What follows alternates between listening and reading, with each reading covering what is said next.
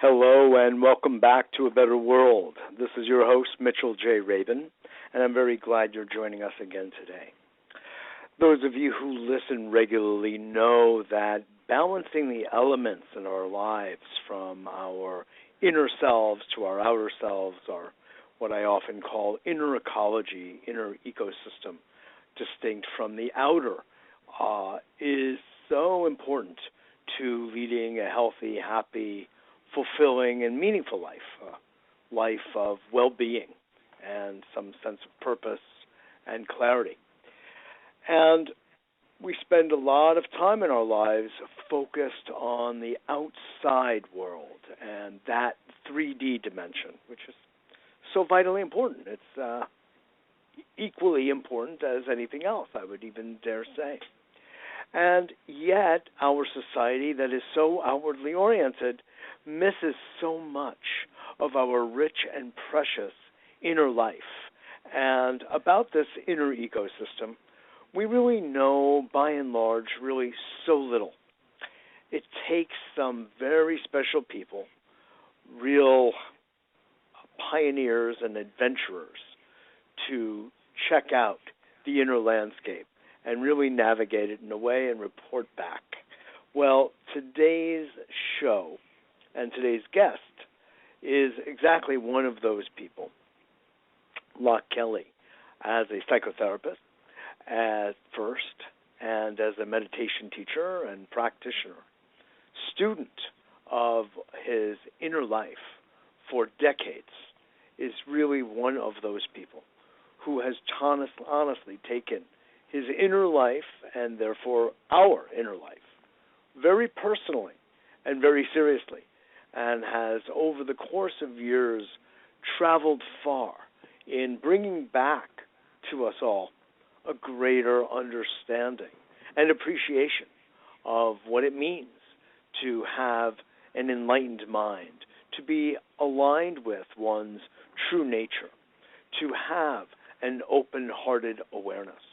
In fact, he is the founder of the nonprofit organization called the Open-Hearted Awareness Institute. Loch is a graduate of Columbia University and Union Theological Seminary. He was awarded a fellowship to study forms of non-dual meditation in Sri Lanka, India, and Nepal from 1981 to 1982, and has since then, of course, delved deeply into a variety of disciplines under teachers from around the world. Loch has also spent 10 years establishing homeless shelters some years back and community lunch programs, working in community health centers in Brooklyn. He also served as a coordinator of counseling and interspiritual chaplain, he was, at Union Theological Seminary during the time of the 9/11 crisis, and worked extensively at that time with families who were experiencing some of the consequences, the fallout from the 9/11 event here in New York City. Loch, over the past several years, has been collaborating with neuroscientists at Yale, University of Pennsylvania, and NYU in the study of awareness training, which can enhance compassion and well-being. His work, Loch's work, and book has been published by Sounds True, Shift into Freedom, and this is going to be the basis of our dialogue tonight. So it's so much a pleasure for me. Loch and I have been friends and colleagues for many years, and it's a real pleasure to have you back on A Better World, Loch. Welcome to the show. Thank you, Mitchell. It's really great to talk to you. It's always great bumping into you at different places in the city. We do have a kind of a synchronistic relationship in that way. And I always get the lowdown on what you've been up to next. That's right. Coming in from Yale last time, I think you were with a meeting with a neuroscientist for some of your work. I think it was great. Yeah. So, really, in fact, I had you on last, I realized it was in 2008, so surely this is time to have you back. Much has happened over these years. The release of your book, your having been chosen among the top 10 spiritual publications of the year. I think that's so notable, Loch. Just kudos to you. Congratulations and mazel tov. It's a real honor and acknowledgement of the work that you've been doing. You're one of those, I feel, that has just had his nose to the grindstone, and I should say his nose to the inner self. That's really what I should say. And I feel like you've come back to share with us all the riches, the treasures that you have found, and the simplicity with which we can all approach it, which is really, I'd say, a hallmark of your book and your work. So thank you for this good work. Would you lay out for us, just lay out your particular approach to meditation and even deeper, just our inner life, because you both align with many of the teachers that we know of, but you've also brought your own, I will say, improvements to access to our deeper self. I'd love for you to just lay out for our audience what you feel we should know. Yes, sure. Thank you, Mitchell. So as you were speaking about the outer and the inner, in some ways both are so important, and the links between the two, so we don't get caught either too externally or possibly too internally. Exactly. And there is ultimately meditation and spirituality is not an escape from the human condition, but actually a way to be a full human being and live together in the world. So in that way, that's kind of the goal, and to live from our, you could say, highest, deepest, subtlest, widest, most empty, most full, most interconnected. Yeah, right. Take your pick. It's like a Chinese menu. All of those. That's right. Yeah. But it's really, in some ways, all of those. But the particular interest of mine is in accessing the subtlest dimension of consciousness, which has been called many things. It's been called spiritual and religious terms, such as spirit or Tao or higher self or true nature or emptiness that's awake or higher consciousness. But whatever that is, it is when accessed and when that subtle, what I call, just to make it kind of to normalize it, I call it awake awareness. So a kind of awareness that's awake and becomes a kind of open-hearted awareness when it connects with our human body and interactions with others, that dimension of awake awareness is so easily overlooked because it is invisible, because it is subtle, because it is not able to be known by the way we know so many other things, which is through our thinking process and through achievement and through owning it or grabbing it or touching it with our senses. So it's much more, Loch, in the subtle realm, not the grosser realm. It's there too, but what we're talking about is like listening to the fine notes of an orchestra or a symphony instead of the just the bassoon or the kettle drum. Yes, and maybe even if we were going to even really look a little closer, it's almost looking or listening to the space between the notes. Yes. So in some ways, this subtle dimension that I'm talking about is even subtler than the subtle body. In other words, it's subtler than energy. It's actually not energy. It actually is the space within the atoms. Which makes it inherent within everything. So it's not that it's not. It actually is extremely important inherent dimension of all everything and everyone, and it's what makes consciousness conscious. It's what makes living life aware and awake. And yes, when we're operating from grosser and faster moving dimensions of consciousness, like thinking, emotion, identity, which form into kind of a pattern of a little orientation and a habit of looking from there and taking ourselves to be primarily or only that body-mind faster moving dimension, then we can't access or we don't feel the support and the interconnectedness and the freedom and the spaciousness of this dimension. So primarily my approach is to help people immediately and intentionally, rather than long periods of meditation or having to join a monastery or leave for a cave, but to actually access using awareness to find awareness, to shift or drop or let go or surrender, and to know how to do that immediately, even in the midst of your day, in the midst of a city, in the midst of any place you are, and to make simply a shift, kind of a background, foreground shift from thought-based knowing to kind of awareness-based knowing, and from being a thinker or a doer to being your true nature or ground of being. A beer. Right, a beer. Would you say, you've said so many interesting comments in that few paragraphs. I would love to just tease out a little bit. One is the awareness of awareness.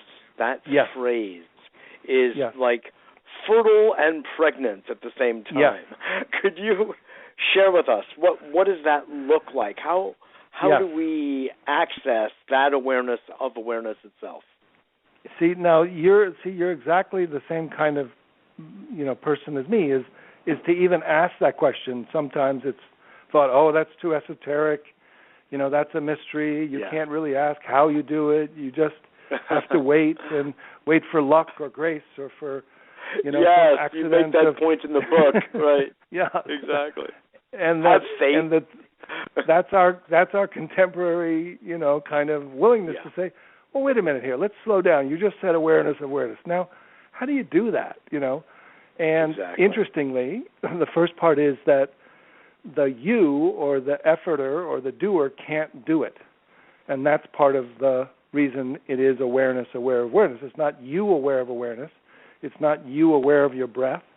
It's not using your attention to be aware of a sound or of your body or of even, attention. It's not attention from your moving mind. The premise is that there's a type of awareness, this awake awareness, that's already aware and inherent within each of us, as each of us, already fully operational, and it doesn't have to be developed.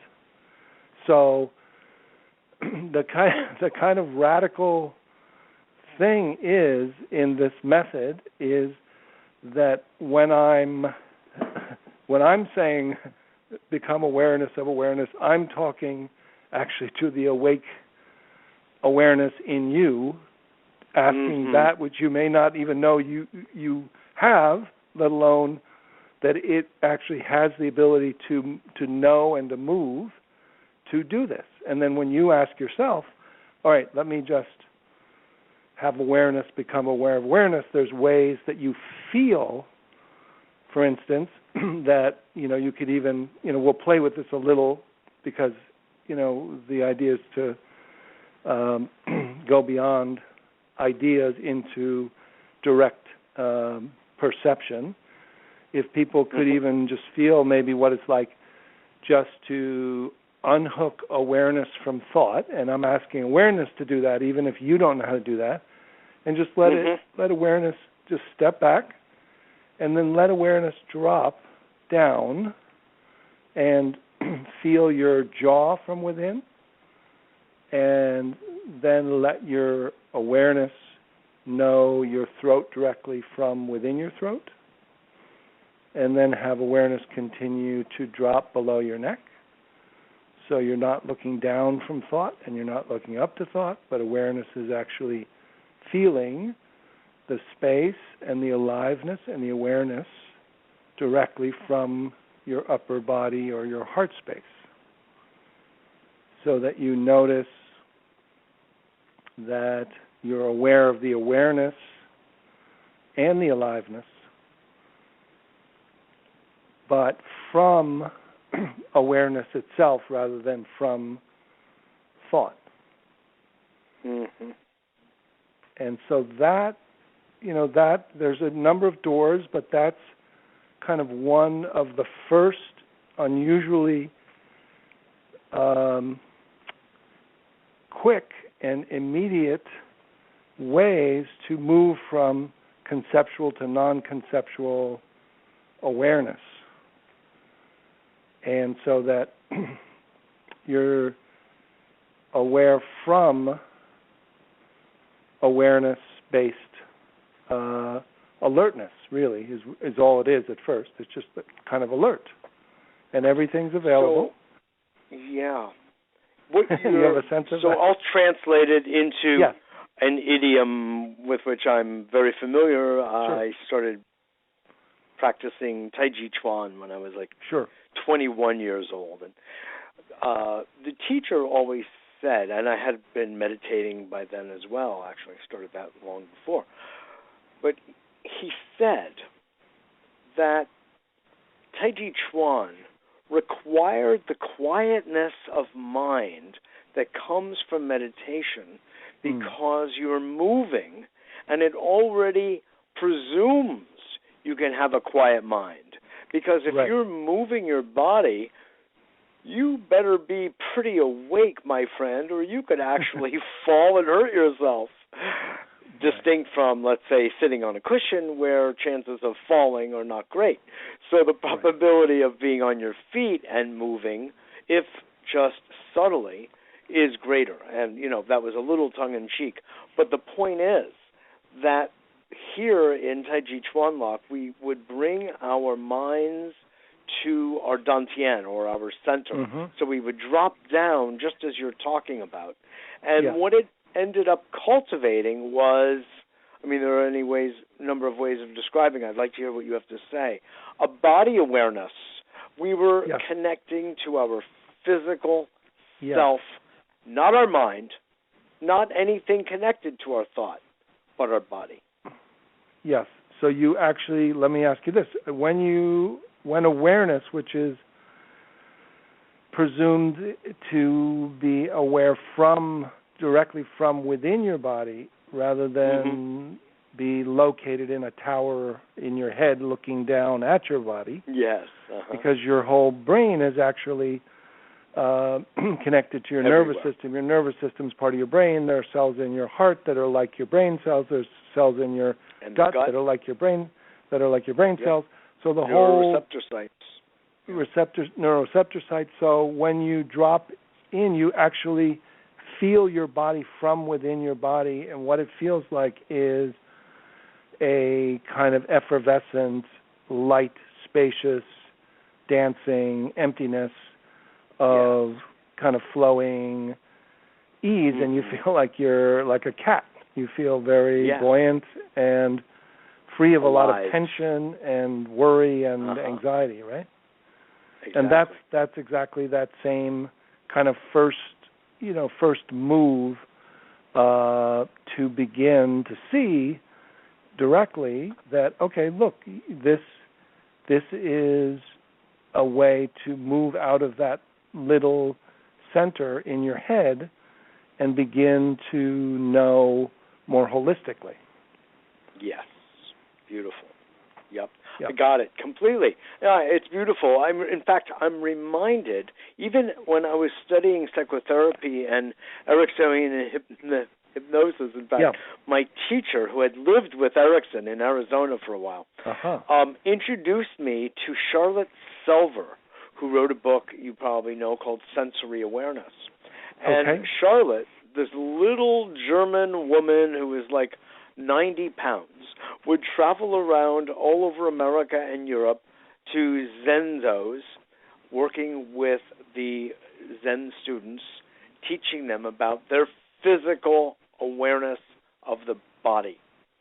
Coming out of the mind, leaving thoughts far behind, and just getting into the body. And he described her, my teacher, as a profound hypnotherapist. I thought that was a very interesting way of putting it. But, she had these big balls, and you'd play on the balls, but everything was designed, Loch, to move into the body. And in your way, I hear you saying so much of the same thing. Yes. Now, the interesting thing is that description is the door that we used is actually the second of 5 levels of this process. So I divided into 5 levels of mind. Now, the 5th is actually, interestingly, coming back to the body and also having a sense of a heart mind and also having a sense of spacious awareness and interconnectedness with all kind of a unity consciousness, but then also being in your body. So, will you walk us through those 5 levels? This is waking in and waking out and waking up and waking down. Could you walk us through these 5 that you write about? Yes. I've been enjoying the book. You can tell I've been enjoying the book. Yes, and certainly, for radio, it's in some ways it's such a simple map, but obviously in a hour, I could say it all, but hopefully people will, if interested, not feel they either have to get it all now or understand it, because it's a little new. It's simple once you get it. You realize, my God, that's not that difficult. There's not many parts to it. There's more parts to a car than there is to, these dimensions of consciousness that once you feel them, you can move simply through them. But just to say, as I present them, that you can also go and look at the book and then experientially listen to this audio meditations, which will actually take you right through, step by step, through this 5 levels of consciousness and return you home to where you just are who you are, but you have access to many more subtler dimensions, and you feel very much kind of ordinary and yet free. You don't feel like, this isn't about accessing like psychic abilities or energetic, kundalini. Those things may come and go, and that's very, interesting, and things release and energies move, but it's very simple and very freeing of a certain kind of suffering that which is the main goal, is to free us and then to bring us into our hearts. So we start with awareness of awareness, and we end with, loving love. So it brings us there. So that's where we're going. Wherever you turn, it's going to be a good thing. Yes, that's right.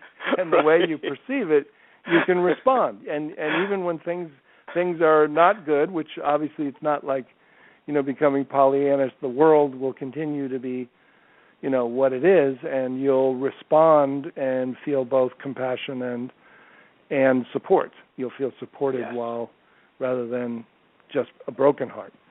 So, so the simply the first level of mind is the one we kind of know best and live in. It's called everyday mind or chattering mind or monkey mind, or basically our discursive mind, our conceptual mind. It's kind of, that dimension of consciousness. That part of us that we just refer to as our mind, which is doing all of the stuff that it always does.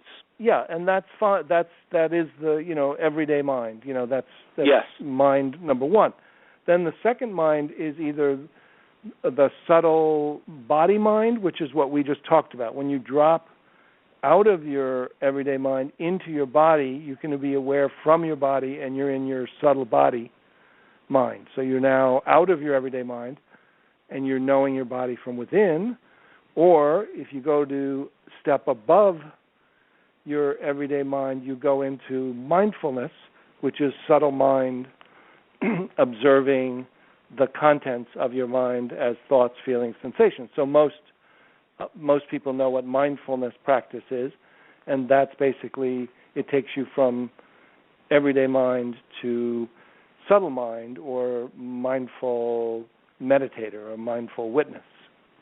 Mm-hmm. And that's the second one. So, and that's, some people's system, that's just it. If you can, in both of those discoveries, are profound. If you could just do subtle body, or you could just do subtle mind and practice mindfulness, or a lot of people who do yoga, they're doing subtle body, and there's profound relief on a certain level, but you're still maintained in kind of a bounded system of your separate sense of self.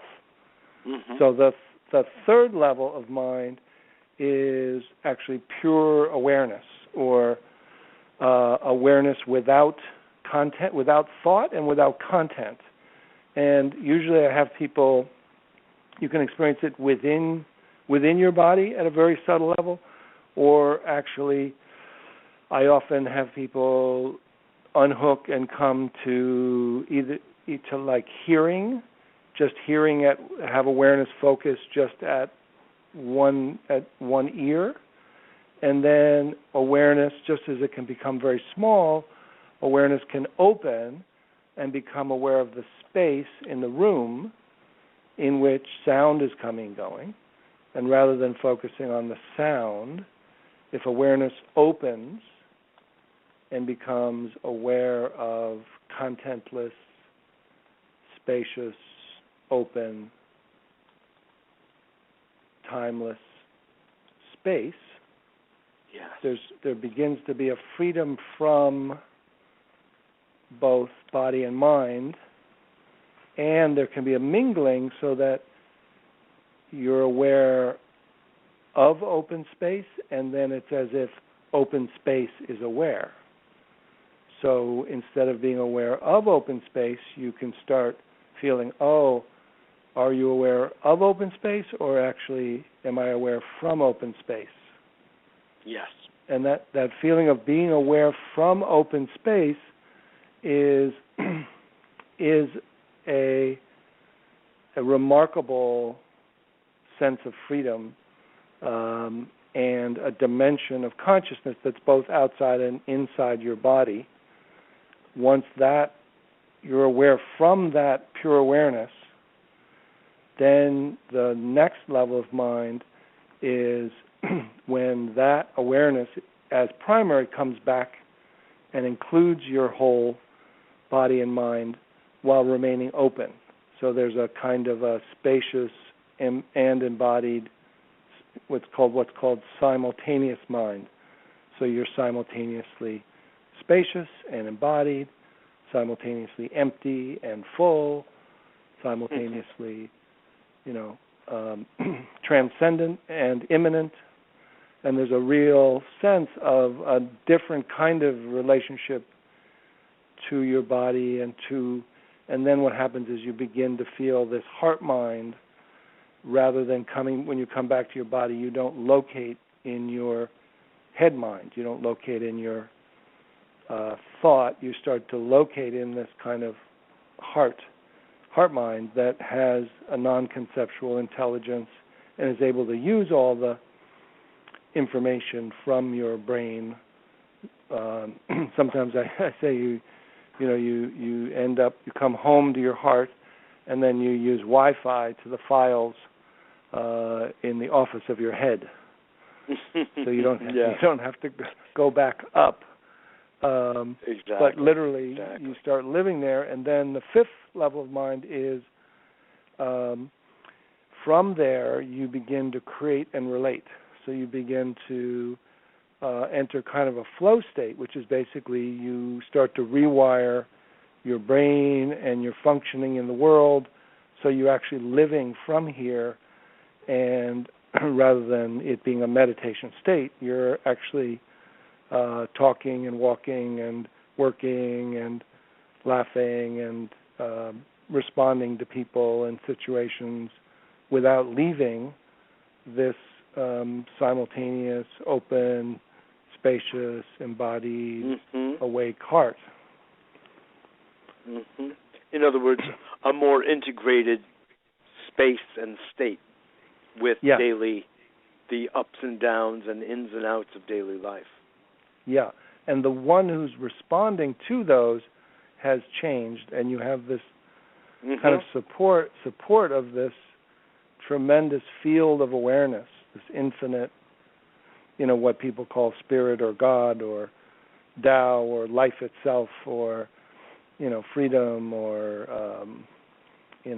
Brahman or, whatever that is, that you feel that, and you feel supported, and you also feel non-reactive because you're not in your dualistic mind, and you're not scanning for danger, so you're not anxious and you're not fearful, and then feelings can arise to you, the new awareness-based being, and then you feel engaged. You feel curious rather than detached as well. Once you kind of include this sense of new engagement.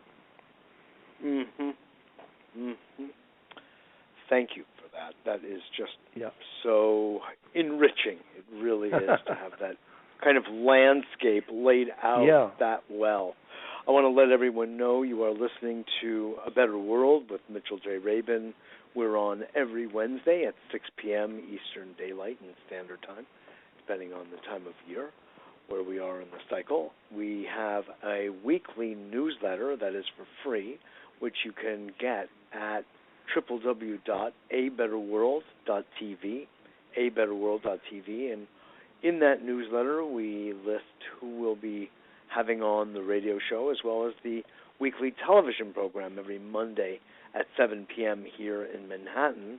It's on the airwaves, but you can also see it at that same website if you're outside of Manhattan. So please join us for what are really interesting and uplifting programs, television and radio shows that feed the soul as well as the heart and the mind.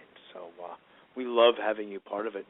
Today we are spending the full show with Loch Kelly, psychotherapist, teacher, author of a book called Shift into Freedom, a training in the science and practice of open-hearted awareness. Loch Kelly is a dear old friend of mine, and it's such a pleasure to have you on again, Loch, and see the great work, really the great work you are doing. You're laying out something that has for so many years defied languaging. And even here, are you full, are you empty? Let's make up our minds. And we cannot because this goes beyond language. But yet you're able to articulate it. And I find that to be genius in itself.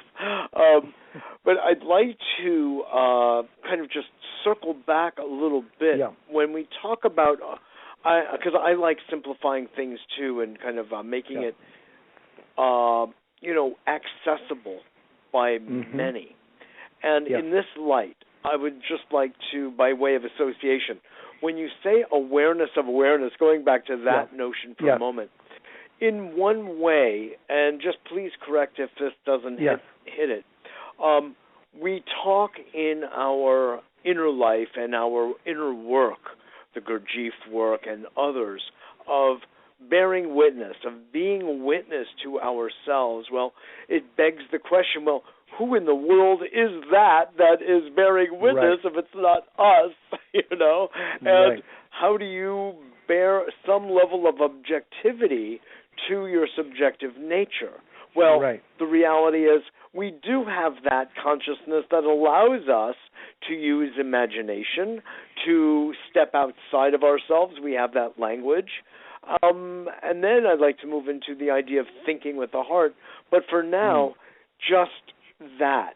Is that what you call a parallel then of bearing witness to oneself, and as well as bearing witness to that which witnesses, or to who that witnesses? Yeah, I mean, this is the, as you said, it's the emptiness and the fullness, which means that it's not either or, that when we shift or when we can begin to language, we have to use paradoxical logic.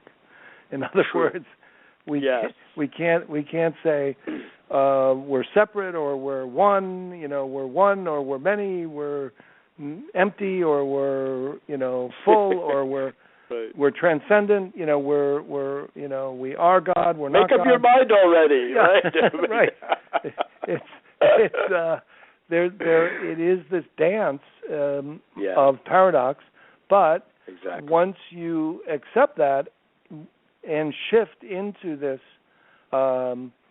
knowing from awareness, the awareness has no problem with paradox. It's only when we laying out the map we get kind of stuck. Yeah. So currently we're aware from thought-based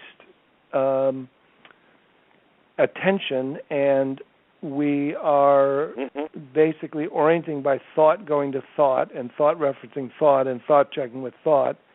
And inherent within thought is awareness, but it's just that thought is primary, and behind it and within it is awareness.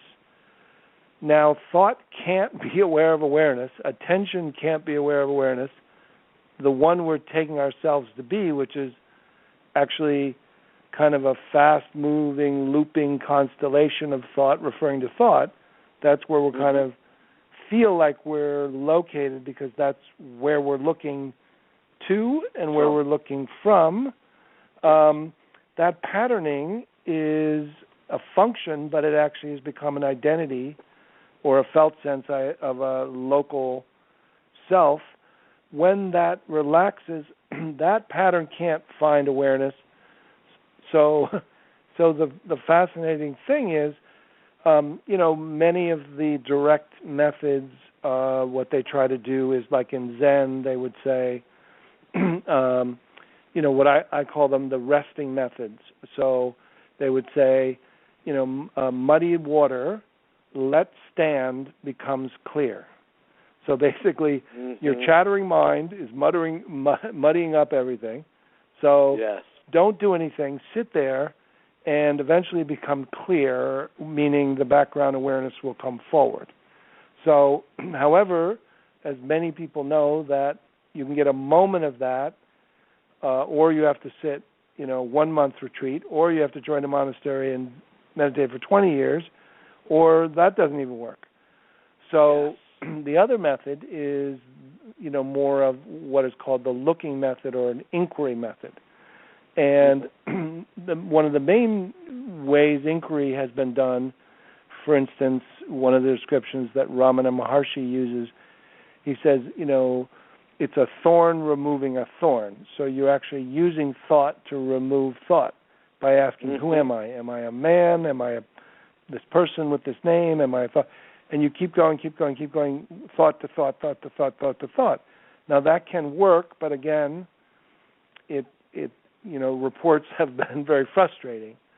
So this method of inquiry is kind of a radical thing, which is saying, okay, if awareness is already aware, even if it's obscured, just without even knowing how you're doing it, be awareness and be aware of the awareness right away as the subject and object until it's clear that you're not looking from thought and you're not looking to thought. And then once you feel that for literally 3 seconds to 3 minutes, then include everything else from there, and you've just shifted by having the one who's doing it be the awake you that's awake behind the obscuration. So so it kind of is like, well, why didn't someone do that before? Like, or what? How could you possibly do that? Because you're not that, but you are that. And so sometimes I say it's like the Columbo approach. I kind of like say, you guys have all meditated, okay, so you know all of it. Oh, just one more thing before I, talk about anything else. Just let awareness unhook from awareness. Would you do that for me? And all of a sudden, everyone, and the amazing thing is, literally off the street, 8 out of 10 people can do it in an hour and a half, can learn how to do it. I mean, people who never meditated before, who have no background, and then those who have background are just stunned. They're just, oh my God, now I see what I've been doing, but I was only able to do it. I didn't realize I was doing it. I had to do these 48 other things, and then this happened, but I thought it was related to something else. But now I see all I have to do is this. Yes. And it's really, I think, just kind of revolutionary to kind of really go through and see that it is this simple. And there's like, even, having spent, like you have, many decades, both with our Western objective, scientific consciousness and being open to spiritualities, we're both like, all right, but, I'm not going to just believe something to believe it. I'm going to test it out and see if it works. And that's what I've done. And even when I've found these things, I always check them out again. Yeah. And and it is quite remarkable that this is it is possible to learn to. It takes as the same amount of time as learning, basic what I call deliberate mindfulness meditation. Whatever time, if you take time to do that, you can actually take the same amount of time and learn how to shift from awareness to awareness through these 5 levels of mind until you're experiencing awakened living in, like certainly glimpses right away, and then the method is small glimpses many times, and then just being interested and willing and to make it a regular part of your life, it just becomes more natural, and the old habit is worn away, and the new habit becomes clearer. I think that there is a 6th level. It just occurred to me, Loch. Okay. May I share? Good, see? Sure. We always have to improve on each other, right? That's right. That's how we grow. Okay. It's called open-humored awareness. Okay, I like it. It's that level of awareness that comedians were born into or through tough times cultivated. And so, when you can reach that level, you have everything that is before it. And then you have the humor, which means you are let in, finally, on the big, fat, cosmic joke. Right. I happen to agree, but if I start agreeing, I'm going to start laughing. Then I'm not going to have much to say. I know that. Well, there's no but about it. Forget the but. Just go for it. No, I do have to. Like whenever I start teaching, it's funny because it's exactly that. Yeah. It's almost like I just have to almost hold myself back. Don't do it. Don't go there. Don't go there, right? Because these people are staring at you and they're very serious. They're very serious about something so light, right? About something. It's so funny. But then they start, as soon as everyone starts getting it, then they start laughing, and then we're all in it together. But, the fascinating thing, again, is like in these traditions that have a lot of preliminary practices, they all say that the simplest and most advanced method is direct recognition. And there's these four fascinating reasons given by this one Kagyu Tibetan Buddhist tradition that says, well, why don't we, if it is here and it is equally available and it is, why don't we recognize it? And they say there's four reasons. One is it's so close you can't see it. Mm-hmm. So what that means is, so each of these almost means the opposite. It means like it's so close, see it. Don't miss it. Exactly. It has it's embedded with its opposite, right? Yes. And then it's so subtle your mind you can't understand it.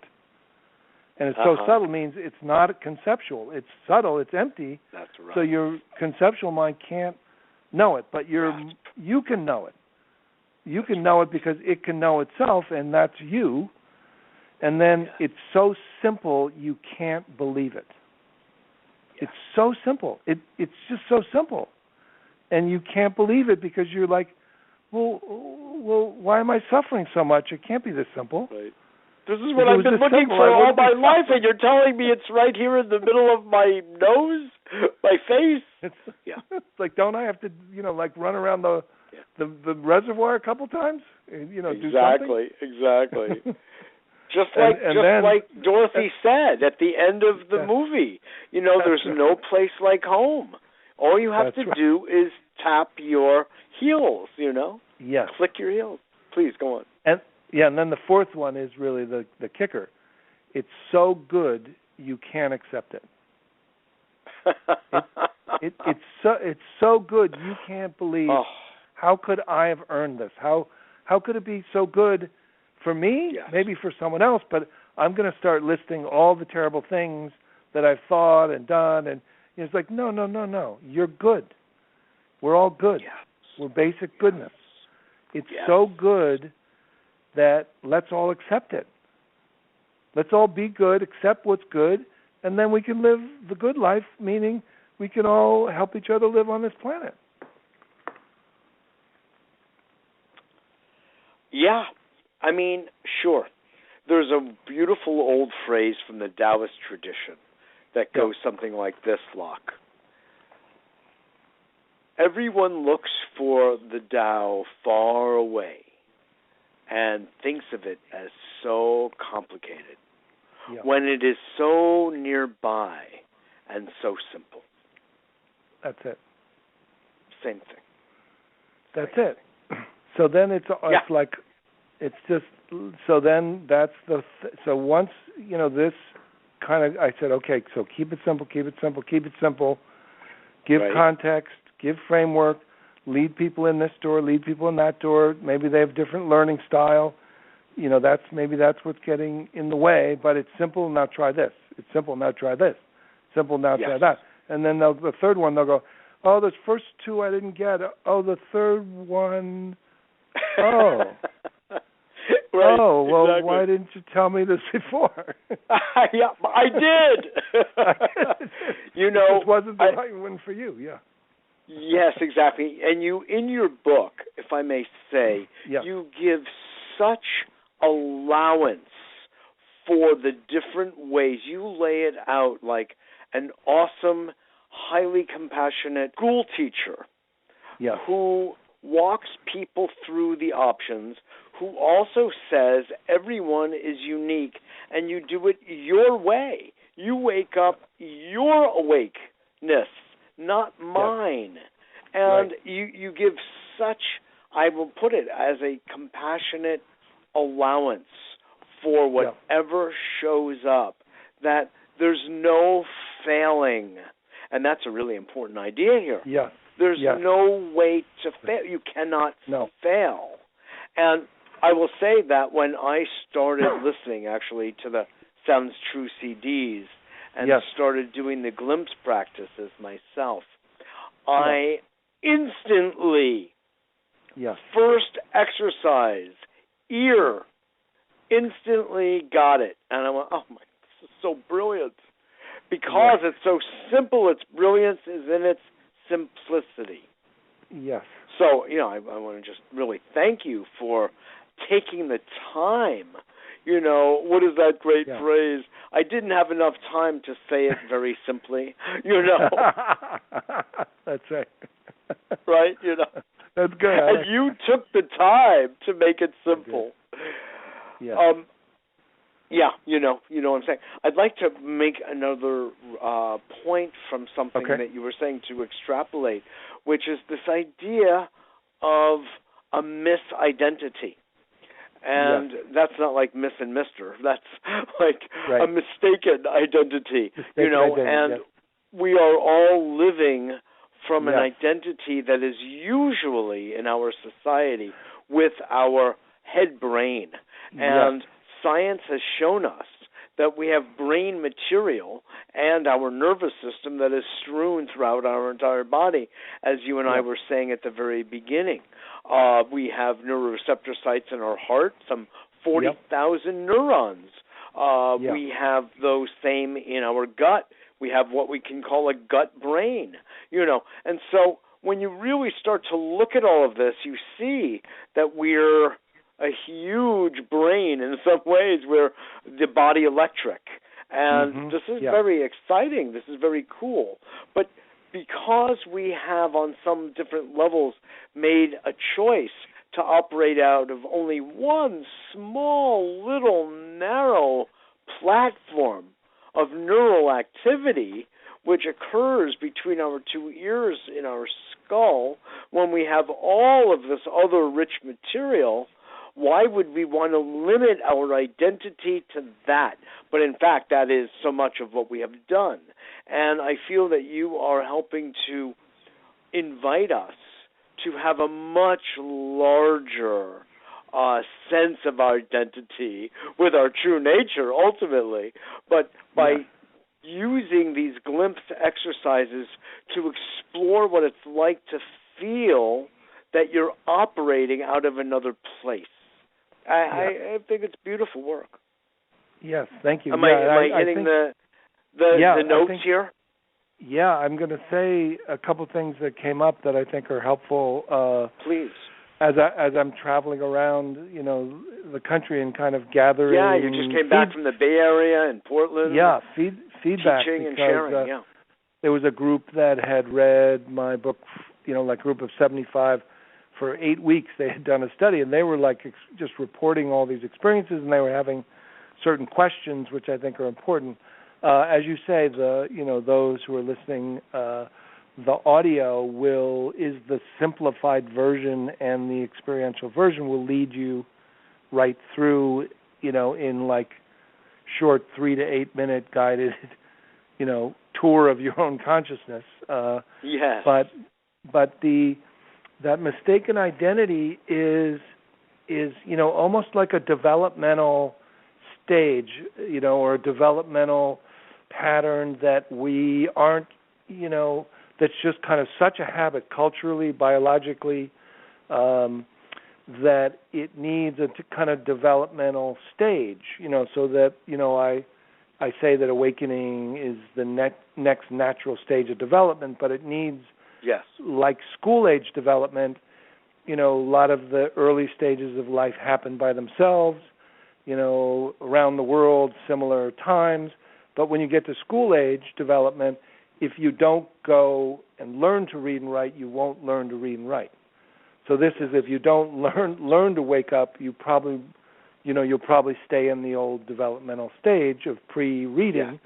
So this is, something, but in the same way, it takes about as much time as a kid to learn to read as for adult to learn to wake up.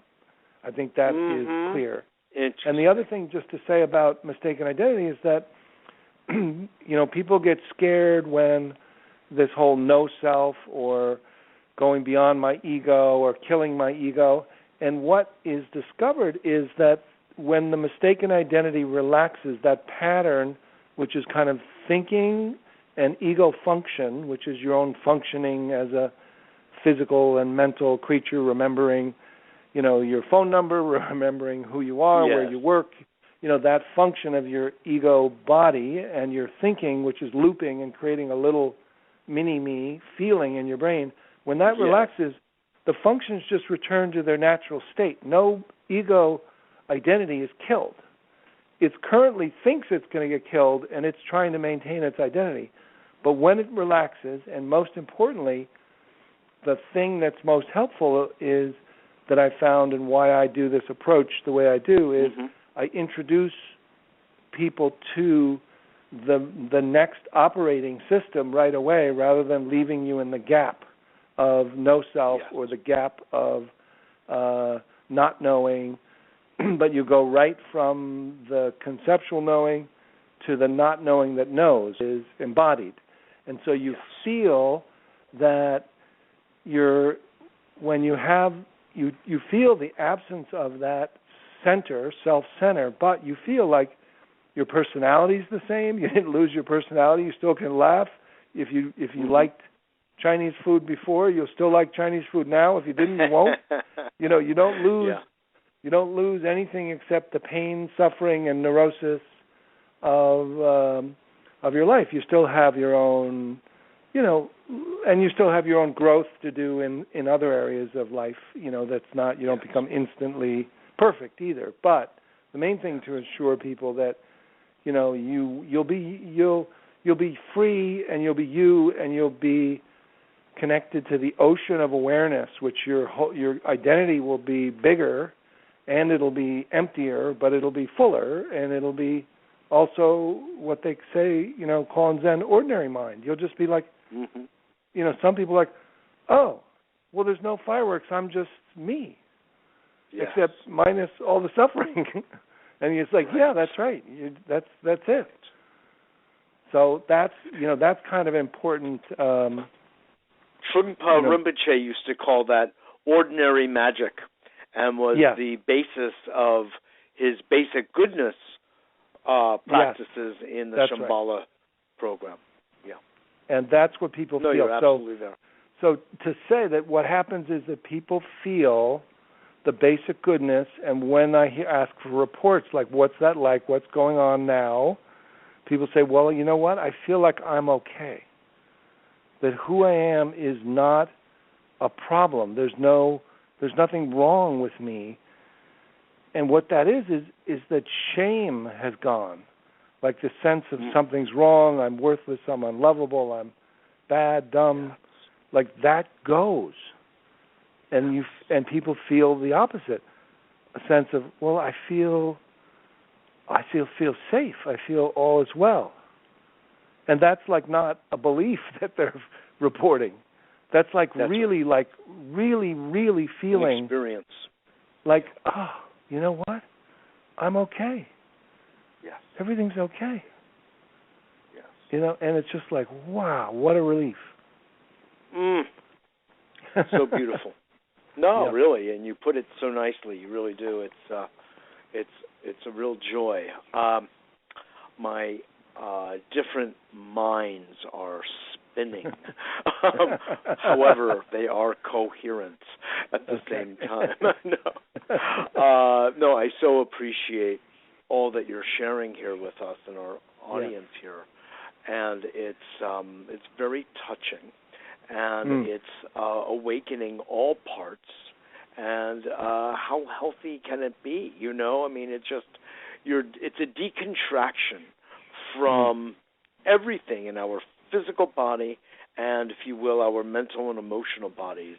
It's an allowance of a shift of attention, of awareness, and it takes us out of ordinary habituated thinking. But I've got to tell you, I'm reflecting on why it has been so difficult for so many thousands of years at this point for people to wake up. And a couple of the reasons, Loch, is that people have had a lock on information, even going back to the ancient Tibetan Buddhists with Milarepa and Tilopa and Marpa and the Zen tradition and the Chan tradition. A lot of people were actually making not a small amount of money, and they were gaining not a small amount of power and prestige by being the caretakers of knowledge. And even though this is the opposite of compassion, they, you could say there was hoarding going on. I know in the Chinese tradition, when it comes to things like Tai Chi Chuan, it was transmission through family. And if you were fortunate enough to know that family, the knowledge would be sort of meted out to you, small bite size by small bite size. And if you wanted more, you virtually had to beg and knock down the door, wait for years, be told you're not ready, just one story or another. And this actually forms a large part of the wisdom traditions across the planet of a level of ownership of information and not letting the mindset be as fluid and open as you have, honestly, in your book, which says anybody can do this, folks. Anybody can access this level of their own higher nature, their own true nature, and it's a glimpse practice, and you can do it this way or that way or this way or that way, and just if you keep applying it, you're going to be dehabituating yourself from your ordinary, let's say, habitual mindset, and you'll move into this other space, which is the richness I'm suggesting has already been there, is, as Werner Erhard used to say, already the case, So could you respond to that? Yeah, I mean, I think there certainly is some, institutionalization, which is kind of part of our human way of organizing information that then creates a club, the insiders and the outsiders, and, just like all religious and organizational other institutions around, city-states or tribal culture, or, that the same organization happens with knowledge or scientific societies or spiritual meditation societies, that it ends up being a group that ends up, even though they don't know it, it's almost like a group think that creates this. That's right. Group think. Let's just not share it, because there might be some who really might misuse it. Oh yeah. That's right. So there's something of that mentality, and I agree, and I see that, and I address that, and I just say, I've looked at that, and I've listened, and I've asked people, well, why not? Why haven't you done it? What is there? Is there danger? And interestingly, one of my teachers just said that the only danger of this direct method is actually intellectualization. In other words, that you learn it, but then you actually go back to your mind and create an intellectual version of it. So that's that's a danger, but it's not. These are not practices where your body is going to get hurt or you're going to go insane, or that the other is that you sometimes become prideful. But what happens is, if you really experience this, you really lose all pride. You just don't feel like you own anything. It's not the case.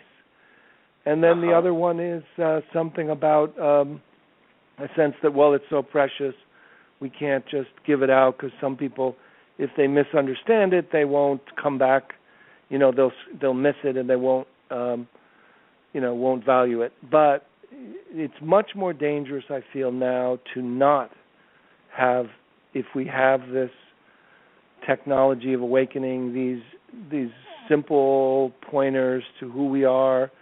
It's more dangerous to not share them and to not give them out freely and to not allow people to awaken and begin to be compassionate, more naturally, and find creative ways to share it with others, because that's likely to be one of the linchpins for our survival of our planet. Yes, exactly. I'm so glad you brought that up. I wanted to come to that. This is not just sort of like some kind of leisure time. I think I would like to access more of myself, because why not? No. This is actually a matter of survival, because these practices and this inner work sensitizes us. It subtilizes us to be able to feel, the wings of a butterfly fluttering, so that we would be so attuned to the nature and vibration of nature, of reality, that we will we feel the impulse to protect, to love, to nurture all sentient life around us, which of course is the basis of the bodhisattvic vow, to work for the liberation of all sentient beings. And we can, without even taking such a vow, can live on that extraordinary frequency. And when we are feeling that, you do no harm, We are beings that seek to preserve our Mother Earth, our Gaia, and appreciate each other. And that is our way to harmony and sustainability, not, that's right. The way we're doing it. So that's how important the work is that you're doing. It is. It's a linchpin, and that's what it's for. It's not, it's not the whole thing. Everyone else's contribution and, is important, and other things, and external things that people are doing to help bring us together. And indeed, it's all part of the whole. All part of the whole. Yeah. But this creates a whole different motivation that doesn't come from fear and shoulds. I mean, I know you probably have seen, and I have, a gathering of peace activists, organizing a peace rally, and then they're, end up arguing about what, who's going to be doing exactly. this, so it's like, this is kind of a motivation that's different. That's not about that. It's about like, that's right. Yeah, let's go. Let's we're doing this. We're all together. It's possible. Let's show up and exactly. And so it's very hopeful, and it's like starting with that, that child's picture of, on one side is a picture of the globe with all the countries, and the other side is the picture of, like the puzzle of the picture of themselves. And if you put that together first, you'll have you'll have a ground to be able to respond and have a new motivation from. That's right. Well, this has been utterly wonderful to talk with you about this work that you're doing, we're doing, and I feel you've articulated it in a way that is designed to help really many thousands of people, and for which I am grateful. So, thank you, Mitchell, for all the work you do and sharing it with your audience. Oh, well, sure. Of course, Loch. Thank you. What is the way people can get in touch with you, your website? Yes. So the website is simply www.lochkelly.org, which is LOCHKELLY.org. It's a nonprofit organization, and the website has events, and it has links to my book and CD, and there's a online course going on that people could join, and different retreats coming up that are good for a little more in-depth work. But the first thing is, if nothing else, I would say even getting the audio rather than the book. If you're going to do one thing or try one thing out, you can't go wrong. And if it's the pith or the essence of the whole thing that's simplified into practical, and you download it onto your computer, put it on your phone, and you can do it with your eyes open on a subway. It's actually, not something, it's something meant to train you to be awake in the world. Yes. So. That is, it's what we need. Yes. It's what we need. We'll have you on again, and we'll pick up where we left off, okay? If such a thing is possible, but we'll try. So thank you again, Loch Kelly, for your good work and for coming onto our show today and sharing with our audience. So appreciate it. Thank you, Mitchell. Yeah. Sure. We'll talk soon. Okay. Loch Shift into Freedom, the Science and Practice of Open-Hearted Awareness is his book. And as he was just mentioning, Shift into Freedom Sounds True has a wonderful CD set, and Loch walks one through the various glimpse practices, and one can begin to build a mental muscle, if you will, an awareness muscle, even better, and access this deeper part of ourselves that comes to fruition through his gentle, loving guidance and patient guidance, as I said, and we were both making reference to throughout today's show. Well, I really appreciate your coming today again and visiting a better world, and your visits actually help to make it a better world. I want to remind you all that we are also a nonprofit 501c3, a Better World Foundation, and any donation, contribution, investment helps keep us on the air and expanding our platform. We're also looking for interns, preferably in the New York area, but not necessarily, to help us with developing social media and actually even doing some editing, audio and video. So if you qualify, certainly give us a call here at 212-420-0800. That's 212-420-0800. Or email, and I love to hear your comments anyway. It helps me offer you even better shows. We're going for leadership, folks. We're looking to build leaders on our planet, and the work that Loch is doing is really helping people access all of themselves and bring it forward into the world so we're in trouble. We're in a lot of trouble right now, economically, environmentally, socially, politically. It's pretty obvious to one and all, and we need big-hearted, open-minded, creative, imaginative people with integrity, with stamina to work through this transition period. It's actually also very exciting.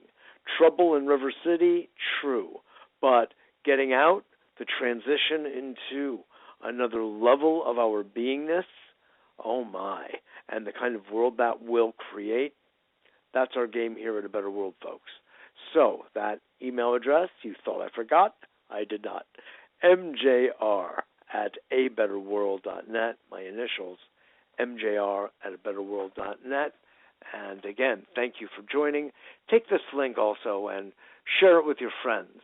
Let others know about what we're doing here at A Better World, and visit our website, of course, betterworld.tv. And for consultations with me or to participate in our workshops, go to mitchellrabin.com.